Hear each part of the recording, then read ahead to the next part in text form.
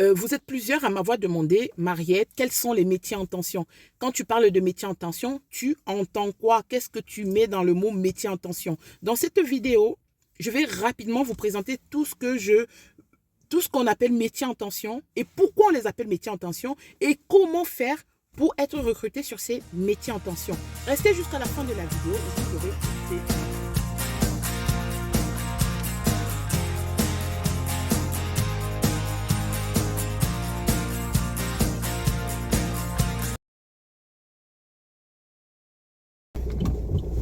Donc, je m'appelle Mariette de la chaîne Demande d'asile de A à Z.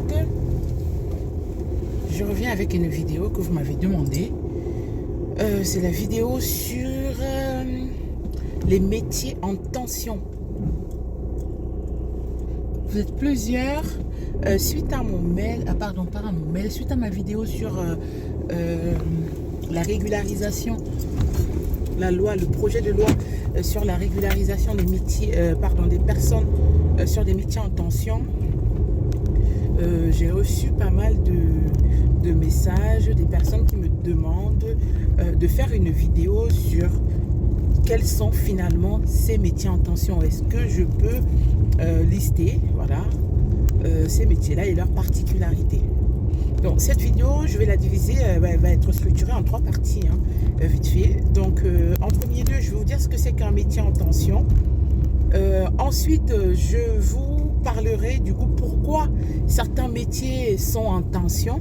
Et pour finir, je vous donnerai la liste des métiers. Bon, je vais dire la liste. Je suis allée sur le site de la direction des statistiques, la DARES, et c'est où j'ai pu voir les différents métiers. Je savais déjà qu'il y avait quelques-uns des métiers, je les connaissais, mais après, voilà, je ne savais pas. Il y a d'autres que j'ai vus, j'étais quand même surprise. Il y a même certains métiers qui n'y figurent même pas aujourd'hui. On parle de la crise dans le métier du social. Donc, de plus en plus, il y a la recherche des professionnels dans le social. Une pénurie. Donc, un métier en tension, qu'est-ce que c'est? Donc, un métier en tension, on parle des métiers en tension, ce sont des métiers où les employeurs peinent à recruter. C'est-à-dire que un employeur a des difficultés à recruter de nouveaux collaborateurs. C'est tout simple. C'est-à-dire qu'un métier où il y a une offre, il n'y a malheureusement pas de demande. Parce que l'offre est adaptée à la demande. C'est assez curieux parce qu'aujourd'hui, on a quand même la même direction des statistiques qui nous sortent les chiffres du chômage tous les mois. On nous dit tantôt la courbe du chômage, elle est en hausse. La courbe du chômage, elle a baissé. Donc, plus il y aura des dispositifs pour sortir, des dispositifs d'insertion qui vont aider les personnes à sortir du coup de cette difficulté à trouver un emploi. Et malheureusement, bien qu'il y ait des dispositifs pour accompagner les personnes dans l'emploi, il y a aujourd'hui encore beaucoup de métiers en recherche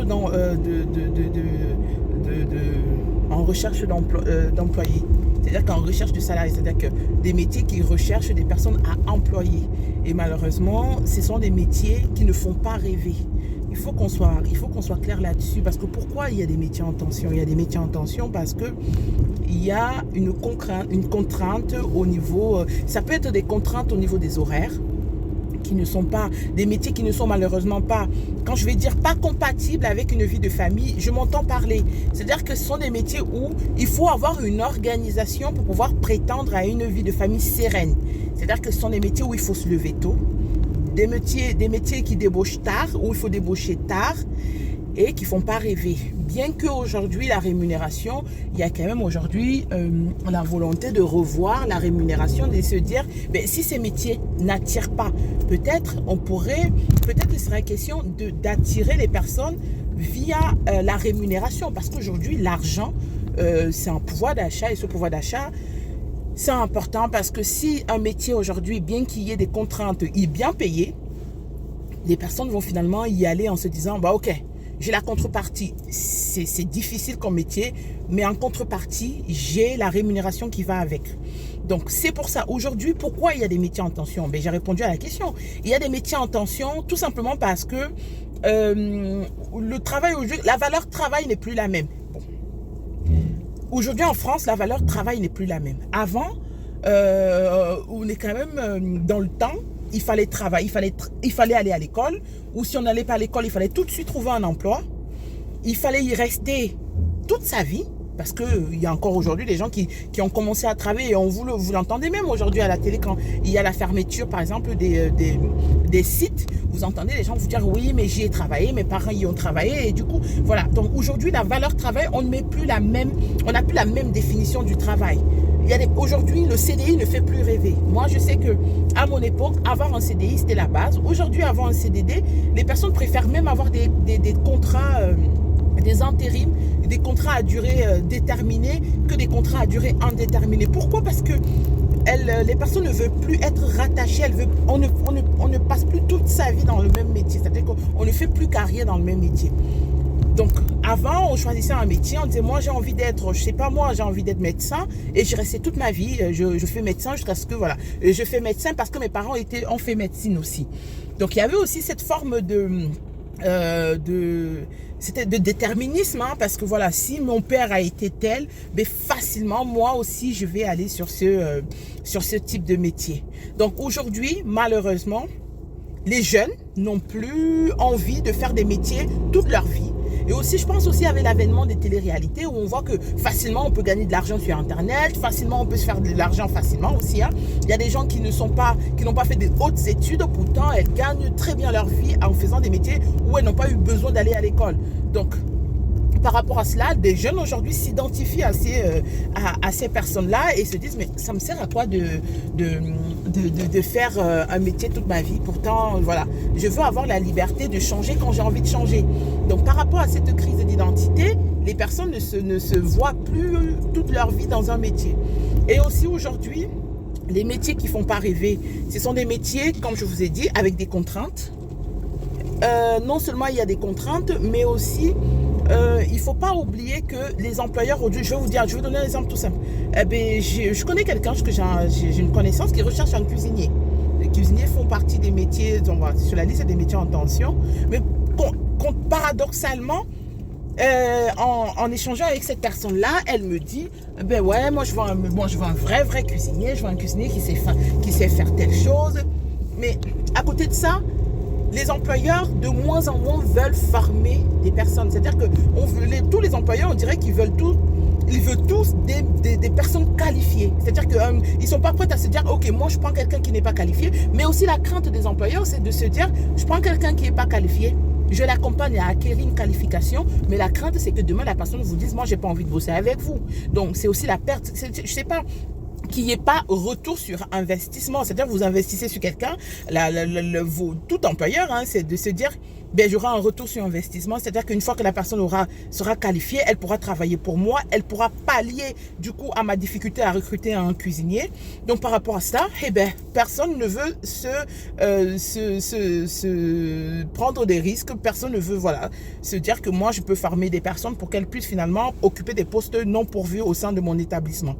Donc quels sont les métiers en tension? Je pense que c'est ce que vous attendez, hein. Vous allez vous dire mais elle parle trop. Dis-nous quels sont les métiers en tension. Les métiers en tension, il y a donc le secteur de l'hôtellerie et de la restauration. Aujourd'hui, au niveau de l'hôtellerie, c'est-à-dire que la restauration, ça va être serveur, ça va être des cuisiniers. Comme je vous disais tantôt, je connais des restaurants qui recherchent des cuisiniers, mais paradoxalement, c'est ce que je vous disais, c'est des cuisiniers, ils veulent des cuisiniers qualifiés. Il faut bien prendre le risque de les former, hein. C'est qu'ils n'ont pas de qualification, ben on les forme et on les garde. Donc la restauration, le service à table, c'est-à-dire que c'est tout ce qui est serveur. Ouais, qu'est-ce qu'il y a? Oui, ça signale. Voilà. Et c'est ce qui va être service à table, c'est-à-dire que le serveur. Comme je vous l'ai dit tantôt, la restauration, c'est physiquement ça demande. C'est-à-dire que c'est pas des métiers où on y va vite fait comme ça et on a fini. C'est des métiers où il faut être impliqué, il faut donner de sa personne, il faut vraiment donner de ce qu'on a. C'est des métiers où on se lève tôt parce que il faut aller préparer, il faut aller... on finit tard, c'est-à-dire que tant que le service n'est pas terminé, on ne peut pas partir. Et des fois, c'est difficilement conciliable avec une vie de famille. À moins que vous soyez en couple et que votre conjoint le fasse, ou que vous le fassiez, et que votre conjoint prenne le relais. Donc, il y a le service informatique, oui. Les développeurs web et tout. J'ai vu que sur le site de la DARES, on faisait partie. Qu'est-ce qu'il y a comme métier? Il y a le service à la personne, oui. On recherche de plus en plus. J'ai une collègue à moi qui est chef de service elle est RH dans un service dans une association qui recrute des personnes du service à la personne qui travaillent chez les particuliers, et elle me disait que il y a des annonces où elle publie des annonces et il y a même pas une offre, c'est-à-dire qu'il y a même pas une seule candidature, c'est-à-dire qu'elle reçoit 0 CV, c'est-à-dire qu'elle reçoit personne, c'est-à-dire que là elle n'a même pas, pourtant elle passe par le biais de tout ce qui va être organisme de recherche d'emploi. Elle va passer par Pôle emploi, par la mission locale, et elle a zéro CV, 0 candidature. Donc ça questionne, c'est-à-dire que bon, après elle me disait oui, au niveau de la rémunération, il faut y revoir, hein, c'est clair, parce que si ces métiers-là sont mal payés, ben ça va en plus, ça va accentuer la difficulté à recruter des personnes, parce que les personnes vont se dire oui, mais même si je vais sur un métier qui n'est pas bien rémunéré, à côté de ça, j'aurais peut-être qui n'a pas des horaires des bonnes horaires, mais au moins je vais être bien rémunéré. Donc si à côté de ça, même au niveau de la rémunération, ça cause problème, donc on comprend bien que tout de suite les personnes ne voudront pas aller sur ces types de métiers. Donc j'ai parlé de la restauration, donc j'ai parlé de la restauration, et dans la restauration, j'ai parlé du coup de serveurs, on a les cuisiniers, on a la restauration en général, hein, avec la planche, le ménage, tous ceux qui vont faire, c'est le service comment on appelle ça là, le service d'entretien, c'est-à-dire que l'entretien des locaux, de plus en plus de postes, même si vous allez sur Pôle emploi, vous tapez... vous tapez, je sais pas moi, vous mettez serveur, ou vous mettez cuisinier, ou vous mettez, femme de ménage, vous verrez que il y a une demande. C'est-à-dire qu'aujourd'hui, il y a une forte offre, mais il y a moins de personnes prêtes à y bosser. Le but de la vidéo d'aujourd'hui, c'est de faire le lien avec la vidéo que je vous avais postée sur la possibilité d'être régularisé sur un métier en tension. Bon. En faisant le lien du coup avec cette vidéo-là, la question que je vais vous poser aujourd'hui, ou la question que vous risquez de me poser vous, c'est que aujourd'hui, comment vous feriez si jamais vous avez besoin d'être régularisé via ces métiers-là? La première chose à faire, c'est de vous rapprocher des employeurs. Donc aujourd'hui, il y a des métiers en tension. Restauration, cuisinier, service à la personne, entretien des locaux, informatique et les soins. Tout ce qui va être aide-soignant, infirmier, médecin. Donc, si vous avez ces qualifications-là, si aujourd'hui vous pensez être capable de travailler dans ces domaines-là, moi, le conseil que je vous donnerai, c'est dans un premier lieu, faire un CV. Donc, vous rapprocher, je ne sais pas moi, d'une association, d'un travailleur social, ou alors d'une connaissance qui a des compétences informatiques et qui peut vous aider à la rédaction de votre CV. Donc, vous faites votre CV et vous allez démarcher tous les métiers que je vous ai dit. On n'a pas besoin, je pense qu'aujourd'hui dans la restauration, ils sont prêts à faire des concessions. Ils sont prêts à se dire, OK, nous, on n'a pas la personne qu'on aimerait avoir, mais par contre, on va essayer de pas être rigoureux, de pas être exigeant au niveau de du recrutement. Il faut être présentable, hein. C'est-à-dire qu'aujourd'hui, pour faire de la restauration, je suis désolée, il faut être présent. Et pas la restauration, pour faire le service, comment on appelle ça là, les serveurs, il faut être présentable. Pareil pour après les cuisiniers. Bon, voilà, on est dans une cuisine, on passe toute sa journée dans une cuisine. Donc, il faut vous présenter. Je pense qu'il faut créer le destin. Il faut bousculer les choses. Il faut dans un premier temps, vous faites un CV. La lettre de motivation, vous ne la faites pas encore parce que du moment où vous ne savez pas dans quoi exactement vous avez envie de vous lancer, vous faites votre CV, vous vous rapprochez des établissements, même si ce sont des établissements qui vous disent de ne pas recruter. Vous repérez, généralement, il y a des allées de restaurants, vous repérez des restaurants, vous allez déposer votre CV. Soyez audacieux et soyez même capable de dire que moi, je veux voir le directeur de la boîte. Parce que quand vous dites, moi, je veux voir le responsable de la boîte, vous ne donnez pas votre CV à un potentiel futur collègue, mais vous remettez votre CV au directeur. Soyez audacieux, c'est-à-dire aller dans des restaurants à la fin des services, généralement, n'allez pas dans le rush, n'allez pas à midi quand il y a le rush et que les personnes sont en train de courir parce que c'est l'heure de manger, les personnes doivent manger pour partir travailler après et vous débarquez, vous dites vous voulez voir le directeur. Non. Allez-y après le service, plus ou moins vers 14h30, 15h, quand les personnes sont déjà relaxées, qu'elles ont tout donné, elles sont sous le temps de leur repas, elles aussi.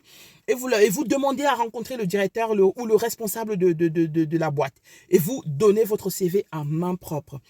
Ne parlez pas de votre situation administrative parce que ça fait peur. Quand vous allez chercher du travail en disant « moi, je n'ai pas de papier », tout de suite, l'employeur s'est dit, en fait, si vous voulez, l'alarme, le warning de sans-papier ou alors de illégalité va sonner tout de suite dans la tête de l'employeur. Il va se dire, mais si je prends le risque d'embaucher ce monsieur, si j'embauche ce monsieur, je prends le risque de me retrouver en procès ou en difficulté ou alors dans l'illégalité. Et les employeurs n'aiment pas ça.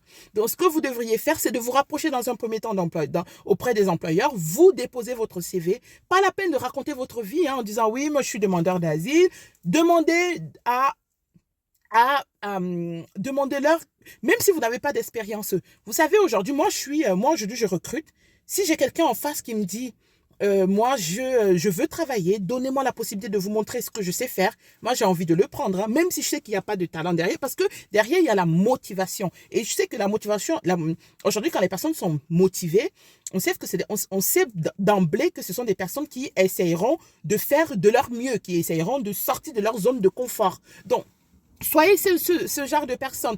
Allez vers les personnes sans courage, hein, parce qu'on n'a pas le courage, mais quand vous êtes sans papier et que vous n'avez plus rien à perdre, soit on